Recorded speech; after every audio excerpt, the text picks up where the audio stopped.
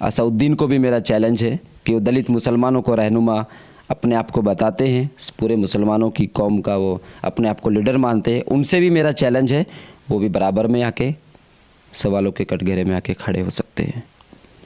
क्योंकि लेकिन वो तो एक बैरिस्टर हैं। वो बैरिस्टर है जी। लेकिन वो किया क्या है मुसलमानों के लिए? और वो भी लंदन से पढ़े हुए। वो भी अपर कास्ट है, वो कहीं से भी पढ़ के आए हो, लेकिन अपर कास्ट है, पूरे मुसलमानों को तबाह करके रखा है, बर्बाद कर रखे। अगर वो मुसलमानों के लिए हक का काम करते, सही काम करते, तो इनको SC/ST का कोटा क्यों नहीं दिलाया आज तक? क्या सिर्फ एक जगह कुर्सी पे बैठकर या बोल? इस वक्त उत्तर प्रदेश के ही ज़िला सहारनपुर में हम मौजूद हैं और आज हमारे साथ शख्सियत हैं, मैं उनके बारे में बताना चाहूँगा। जाकिर चौधरी एडवोकेट हमारे साथ इस वक्त मौजूद हैं और उनके गांव में हम आए हैं, तो उनसे बातचीत करते हैं। और सबसे पहले मैं आपका स्वागत करता हूं एडवोकेट साहब। शुक्रिया पत्रकार साहब। सुनने में आया है कि आपने जो अपनी पढ़ाई की शुरुआत की थी, यानी इंटर के बाद आपने मीडिया कोर्स चुना था, मास कम्युनिकेशन। आपने 1 साल का कोर्स किया भी था, तो अचानक से फिर क्या हुआ कि आपने उसको छोड़ दिया? यानी कि जो हमारी ये लाइन है, मीडिया लाइन, ये आपको पसंद नहीं आई क्या? नहीं, ऐसा नहीं है। आज भी मुझे मीडिया के लोग बहुत पसंद है, मीडिया भी बहुत पसंद है, बट वो इधर उधर के काम चलते रहे, वो तो सब एक सियासत है, चलती रहती है। लेकिन ये बात सही है कि हाँ, मैंने मीडिया का कोर्स की शुरुआत की थी और मैं उसको पूरा नहीं कर पाया हूँ। उसके पीछे बहुत सारे रीज़न हैं, जिसमें से 1-2 मैं आपको बताना चाहूँगा। ये कि 12th क्लास पास करने के बाद मेरे दिमाग में था कि पहले से ही मेरे दिमाग में था कि मुझे मीडिया कोर्स करना है, BA मास कम्युनिकेशन करना है।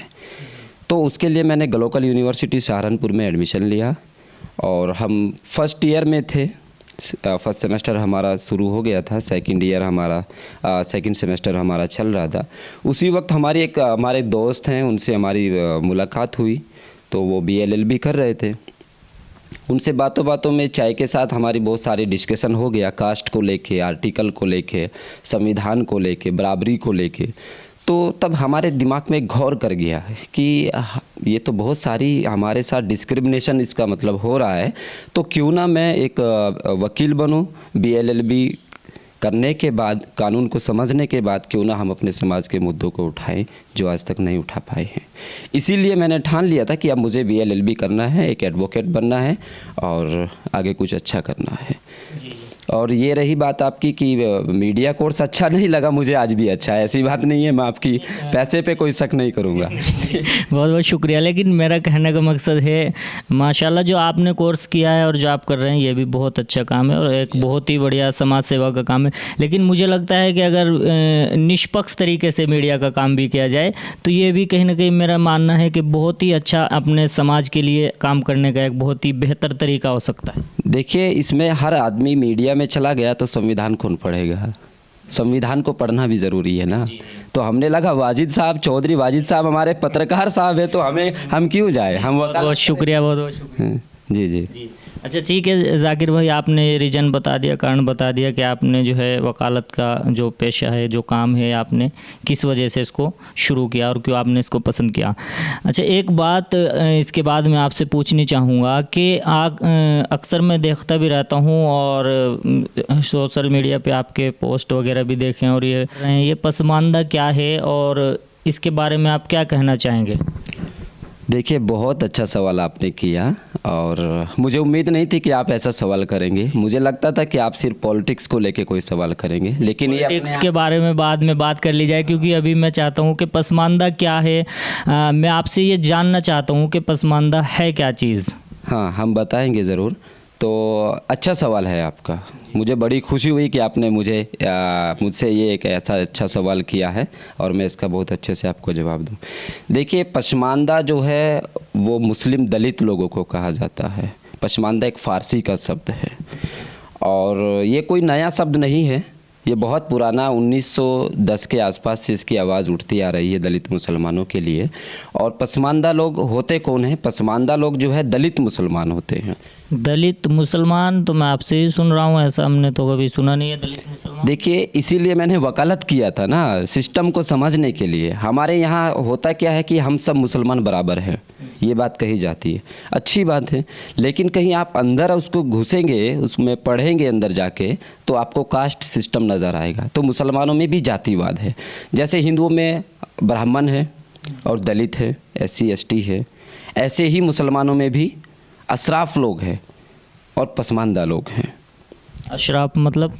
अशराफ मतलब होता है कि बड़ी जाति के लोग, जैसे सब मुसलमानों 100% मुसलमानों में से आप लगाएंगे कि 15% लोग, 15% लोग अशराफ लोग हैं। अशराफ मतलब पठान, शेख, सैयद, मुगल, राजपूत, जो बड़ी जाति के लोग हैं, उन लोगों को अशराफ कहा जाता है। और ये 100% में से 15% है, सिर्फ 15% लोग हैं। बचे 85%, 85% जो लोग बचे हैं वो सिर्फ पसमानदा लोग हैं, वो दलित मुसलमान हैं। जैसे छोटी जाति को उनको बताया जाता है, तेली, जुल्हाया, पुंबा, फ़कीर, नाई, धोबी, गुजर, ये बहुत सारे। गुज्जर भी दलितों में है? जी बिल्कुल, गुजर दलित। और ये एक लक़ब है जो चौधरी साहब लगता है, ये तो बहुत बड़ा शब्द है चौधरी।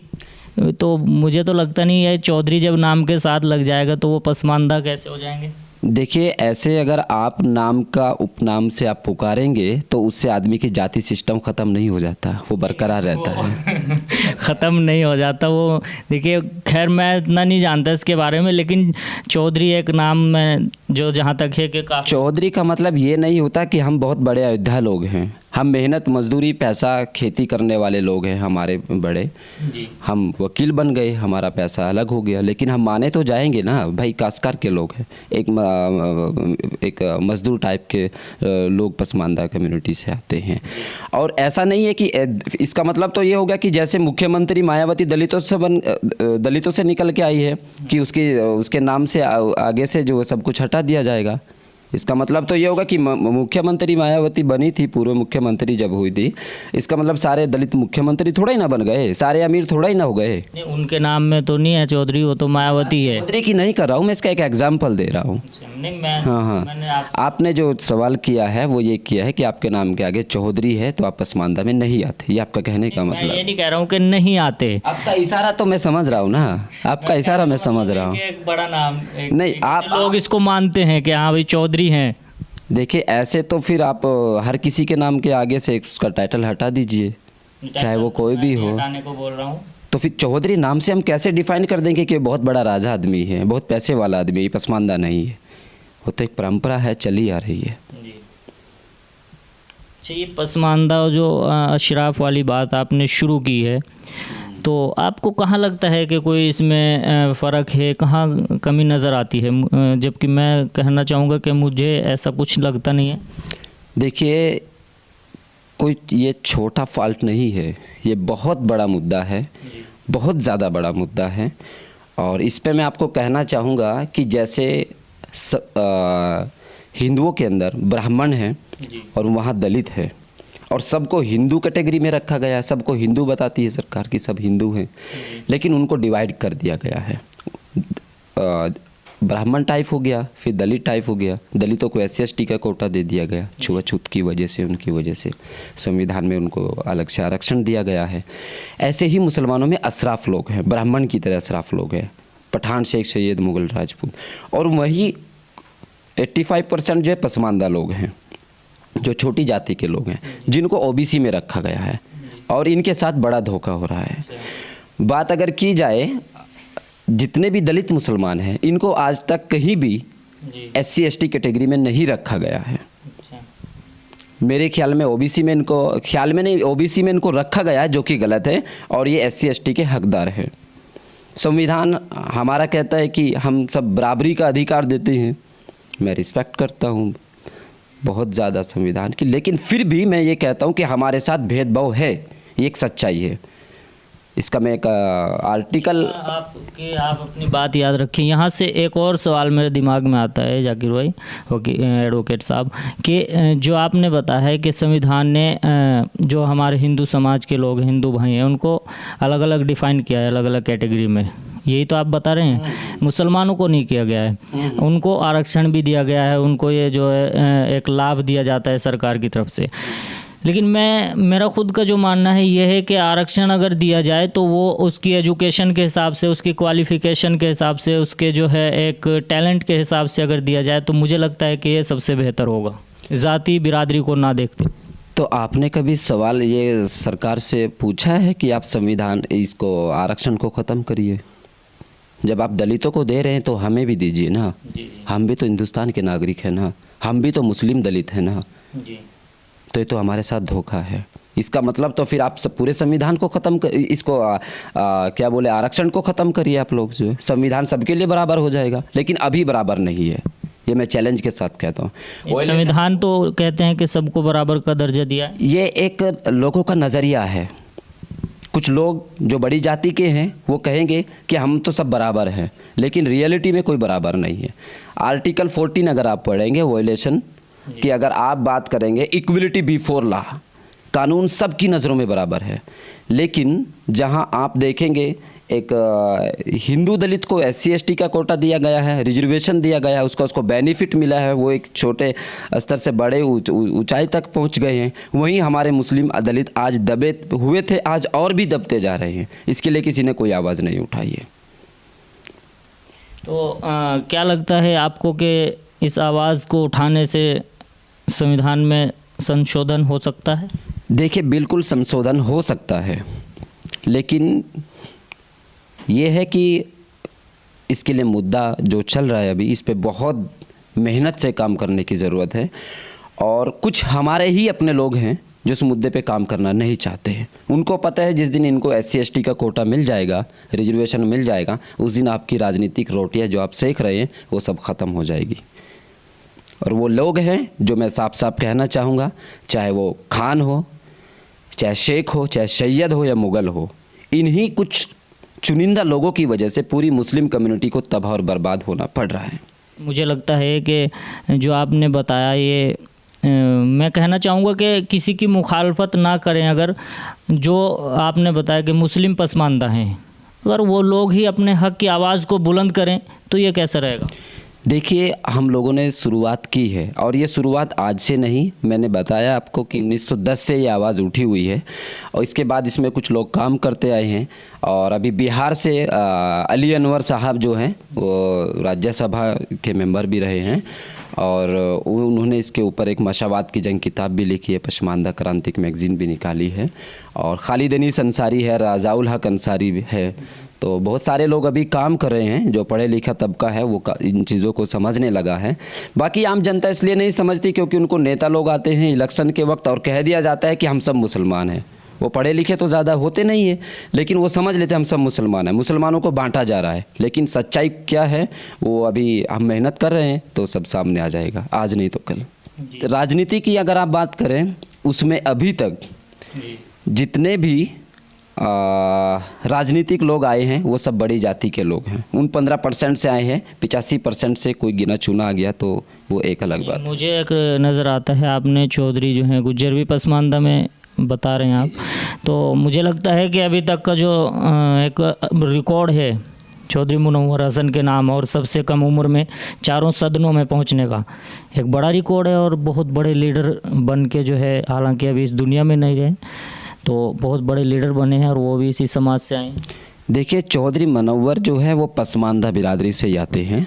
आप उनको ना माने मुझे से कोई फ़र्क नहीं पड़ता। मैं तो मान चुका हूँ, आपने कहा। देखिए, उनके रहते हुए बहुत सारी जातियों को OBC में लाया गया है, और शायद अगर आज वो जिंदा होते तो हमें SC ST के कैटेगरी मिल चुकी होती। और उसके बाद आज तक कोई ऐसा लीडर पैदा नहीं हुआ जो हमारी इस आवाज़ के लिए, इस मुद्दे के लिए आवाज़ उठाए। जी, ऐसे लोगों की ज़रूरत है। तो मैं यहाँ ये भी मान सकता हूँ या ये कह सकता हूँ या आपको एक मशवरा दे सकता हूँ कि जाकिर भाई हैं एडवोकेट साहब, तो आप अगर लीडरशिप करें पसमानदा लोगों की और राजनीति में आए तो हो सकता है कि आप में वो क्वालिटी है, आप में काबिलियत है, तो आप इस चीज़ का हक दिला दें राजनीति में आके। इसके बारे में क्या कहेंगे? आप ही आ जाएं राजनीति में, तो मुझे लगता है कि आप जिस तरीके से आवाज़ बुलंद कर रहे हैं तो और भी ज़्यादा अच्छे तरीके से आप इसको जो है विधानसभा में, लोकसभा में, जहाँ के भी आप प्रतिनिधित्व करेंगे वहाँ रख सकते हैं इस आवाज़ को। देखिए, मेरा राजनीति में आने की कोई दिलचस्पी नहीं है, ये तो मैं साफ साफ कहना चाहूँगा। हर आदमी नेता बन गया तो फिर लिखेगा कौन? मैं वकील के साथ साथ मैं लिखता हूँ सोशल मीडिया पे, न्यूज़पेपर में अपना आर्टिकल लिखता हूँ और लिखता रहूँगा। और लोग पढ़ेंगे, समझेंगे, नेता बनेंगे। मैं लिख रहा हूँ इसीलिए आप मेरे पास आए हैं। जी मैं इस सोच को इतनी दूर में आपके पास पहुँचा हूँ, इसी वजह से पहुँचा हूँ। हाँ, इसीलिए आप मेरे पास आए हैं ना। आपको पता चल गया, ऐसी समाज को एक दिन पता चल जाएगा। आज मैं लिख रहा हूँ, कल कोई और लिखेगा। राजनीति करने वाले आते रहेंगे, समझदार लड़के, और इंशाल्लाह एक दिन हम ज़रूर कामयाब होंगे अपने मुद्दे पे। जी अच्छा, सभी बातों को लगभग आपने अच्छे तरीके से समझाया है और मैं समझ भी गया हूँ। लेकिन मैं एक बात यहाँ ये कहना चाहूँ आपसे एडवोकेट साहब, कि जहाँ तक मुझे लगता है कि तालीम की बहुत कमी है हमारे लोगों में, और तालीम से मुझे लगता है कि सभी को बराबरी का जो है दर्जा मिल सकता है। तो अगर सबके लिए शिक्षा की बात की जाए, तालीम की बात की जाए, तो रोज़गार भी खुद वो अपना तलाश कर लेंगे। और मुझे लगता है कि बराबरी का जो उनका हक है, जो उन्हें नहीं मिल रहा है, आपने बताया, तो मुझे लगता है वो ले सकते हैं तालीम हासिल करके। देखिए, इसके बात के बारे में ये कहना चाहूँगा कि हम बहुत पहले ये तरक्की कर सकते थे, लेकिन हमारे जो राजनीतिक रहनुमा रहे, चाहे वो राजनीति वाले हो या धार्मिक हो, उन्होंने हमारे लोगों को गलत दिशा में लेके गए हैं, जिसकी वजह से हम लोग पसमानदा मुसलमान जैसे कुछ बताएं। जैसे कि आप एग्जाम्पल के तौर पे मैं देता हूँ, कितने मुस्लिम लीडर ने आज तक कोई यूनिवर्सिटी, कोई कॉलेज खोले हैं, और जितने भी मदरसाज हैं, मेरे ख्याल में उन मदरसों में भी 10वीं 12वीं की मान्यता होनी बहुत ज़रूरी है। BA MA पास वहाँ से बच्चे निकले। मैं हाफिज़ लोगों की बहुत रिस्पेक्ट करता हूँ, वो बहुत मेहनती होते हैं, वो बहुत आगे निकल सकते हैं अगर उनको सही दिशा दी जाए। जी, तो आपने जो बताया है कि गलत दिशा में ले गए हैं कुछ लोग हमारी कम्युनिटी को, तो उसका क्या रास्ता है, अब क्या हल है शिक्षा के अलावा? मुझे तो नहीं लगता ना कोई भी तालीम के अलावा कोई और रास्ता होगा। देखिए, तालीम तो ज़रूरी है, वो तो हमेशा से रही है, आज भी है और हमेशा रहेगी, उसके बगैर तो कोई कुछ कर नहीं पाएंगे। लेकिन शिक्षा के लिए हम लोगों को तैयार होना पड़ेगा। जहाँ तक हमें अपने लोगों से जो हमारे ऊपर राजनीति कर रहे हैं, उन लोगों को भी सोचना चाहिए कि हमें अपने समाज की भलाई के लिए क्या क्या कदम उठाने चाहिए, जो कि आज तक नहीं उठाए हैं। अब देखिए, सच्चर कमेटी की रिपोर्ट पढ़िए आप लोग। दलितों को रिजर्वेशन मिला, SC ST के कोटे में उनको मिला, आज वो बहुत आगे निकल चुके हैं। हमारे मुसलमानों को मिलता, हमारे रहनुमा दिलाते, धार्मिक रहनुमा दिलाते या राजनीतिक दिलाते, हम लोग भी बहुत आगे निकल जाते। लेकिन आप ये देखिए कि सच्चर कमेटी की रिपोर्ट पढ़िए, सिर्फ रिजर्वेशन ना मिलने से हमारे समाज के लोग इतने पीछे चले गए हैं कि सच्चर कमेटी की रिपोर्ट ने बोला कि 3.3% पीछे हैं मुस्लिम दलित। किन से? हिंदू दलितों से। और रंगनाथ मिश्रा की रिपोर्ट भी यही कहती है। तो कौन जिम्मेदार है? वो लोग जिम्मेदार हैं जिन्होंने पसमानदा मुसलमानों को उनके हक अधिकार नहीं दिलाया, वो लोग इसके जिम्मेदार हैं। और वो कौन है, मैं साफ साफ लफ्ज़ों में कहूँगा, वो पठान शेख सैयद मुग़ल राजपूत है। मुझे कोई डरने की ज़रूरत नहीं है किसी से। एडवोकेट साहब, लेकिन मैं ये कहना चाहूँगा कि मेरा जो ज़ोर है और मेरी जो कोशिश है, और मैं जो आपसे मतलब एक ये सवाल किया है मैंने आपसे कि तालीम पे अगर ज़ोर दिया जाए, शिक्षा पे अगर ज़ोर दिया जाए, तो मुझे लगता है कि आपकी तरह ही वो लोग भी तो फिर समझ जाएंगे कि हमारे साथ में इंसाफ हो रहा है या नाइंसाफ़ी हो रही है। क्योंकि आप भी तो एक पसमानदा समाज से आते हैं। आपने बताया आप तो इस लायक बन गए कि आप दूसरों को भी समझा रहे हैं। आप एडवोकेट हैं माशाल्लाह, और आप प्रतिनिधित्व भी कर रहे हैं बैठ के कोर्ट में, बहुत सारे लोगों के जो समस्याएं उनका समाधान भी करते हैं, और लगातार यही आपका काम चल रहा है। तो ये कहाँ से पॉसिबल हुआ? ये शिक्षा से ही तो हुआ है, तालीम से ही तो हुआ है। तो मुझे लगता है कहीं ना कहीं मैं सबके लिए कहूँगा, ये मैं किसी एक ज़ात के, बिरादरी के या किसी एक धर्म के लिए नहीं कहूँगा। मुझे ये लगता है कि जितने भी दबे कुचले लोग हैं हमारे हिंदुस्तान में, जहाँ तक कम मेरा अपना नज़रिया है, तो उन्हें शिक्षा की तरफ अगर एक तरीके से ले जाया जाए, उनकी शिक्षा पे जोर दिया जाए, तो मुझे लगता है कि फिर हिंदुस्तान खुशहाल होगा। देखिए, इस मुद्दे पे काम किया जा रहा है, और शिक्षा के बगैर तो कुछ है ही नहीं इस दुनिया में, ठीक है। लेकिन शिक्षा से हम लोगों को भटकाया गया था जी, आज भी भटकाते हैं जी। कुछ गलत भाषण दे के भटकाते हैं, कुछ ऊपर नीचे की बातें करके उसको भटकाते हैं, और कुछ अपनी राजनीतिक रोटियां सेकने की वजह से हमारे दलित मुसलमानों को भटकाया गया है। आज दलित मुसलमान अशराफ लोगों की राजनीति को समझने लगे हैं और आगे बढ़ने लगे हैं, और इंशाल्लाह हम बहुत जल्द कोशिश करेंगे कि इन सब मुद्दों का सलूशन निकालें। जी चौधरी साहब, आपसे एक और सवाल करना चाहूँगा, फिर बात को ख़त्म करेंगे। तो ये बताएं आप, मुझे तो लगता नहीं कि आप ये बताएं कि पसमानदा लोगों के साथ राजनीतिक भेदभाव कहाँ नज़र आता है। मुझे ऐसा कुछ नज़र नहीं आता। आपको क्या लगता है कि कहाँ राजनीतिक भेदभाव हो रहा है? पसमानदा को जो आगे बढ़ने की कोशिश करते हैं उनको सपोर्ट किया जाता है। आप बताएं कुछ इसके बारे में, जो आपने एक मुहिम चला रखी है, आपने बताया कि बहुत बड़ा इस पर काम हो रहा है, तो कहाँ पसमानदा लोगों के साथ राजनीतिक भेदभाव होता है? पत्रकार साहब, बहुत सही दिशा में आ गए आप लोग। अब इस इंटरव्यू का जो निचोड़ है वो आपको अभी नज़र आ जाएगा। अच्छा सवाल किया आपने। देखिए, राजनीति पसमानदा लोगों के ऊपर ये अब से नहीं, पहले से की जा रही है, राजा महाराजाओं के टाइम से ही की जा रही है। तो लेकिन अब हम संविधान को मानने वाले लोग हैं। संविधान में हमारे साथ भेदभाव है। Article 14, article 15, 25, 30 and article 341 clause 3, ये सब हमारे साथ भेदभाव है। आप अगर 10 अगस्त 1950 की करेगी, उस वक्त जो शिक्षा मंत्री रहे कलाम साहब, उस वक्त हम लोगों को कुछ रिजर्वेशन मिल रहा था। अम्बेडकर ने बोला कि यार आपके यहाँ जातिवाद है, छोटी जाति, आप भी रिजर्वेशन के हकदार हैं, लीजिए। तो वो जो हमारे शिक्षा मंत्री साहब थे वो अपर कास्ट थे, यानी कि अशराफ थे। उन्होंने बोला नहीं, हम तो सब मुसलमान हैं, हमारे यहाँ जातिवाद नहीं है, कोई तेली जुल्हाया पुम्बा फ़कीर पठान शेख सैयद हमारे यहाँ नहीं है इस तरीके का, हम तो सब मुसलमान हैं, हमें रिजर्वेशन की ज़रूरत नहीं है।